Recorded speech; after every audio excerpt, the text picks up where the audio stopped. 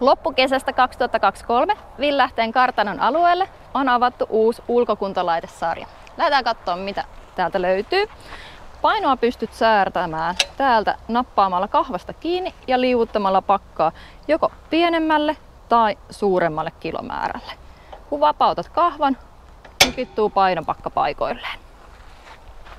Kyykkyjä pystyt harjoittamaan niin, että asetat tangon tänne hartioiden taakse ja nostat vipua niin, että pääset tekemään liikettä. Polvet, varpaat samassa suunnassa, polvilinja ei lähde yliojentumaan.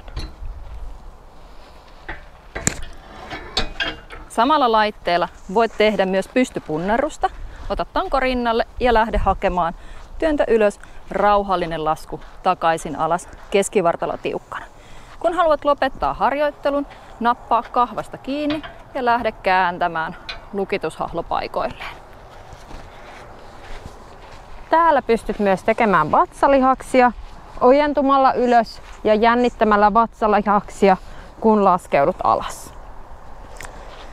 Selkäpenkillä valitse jaloillesi sopiva taso pituutesi mukaan ja tämän jälkeen laita lantio tukea vasten ja lähde taivuttamaan ylävartalo alas ja nousemaan ylös. Tippejä löytyy 2 eri korkeudesta, voit valita itsellesi sopivan. Rekkitankoja on 3 eri korkeudella. Matalemmilla pystyt hakemaan esimerkiksi punnerusta tai vaakasoutuliikettä. Voit tehdä leukoja myös, jos jaksat.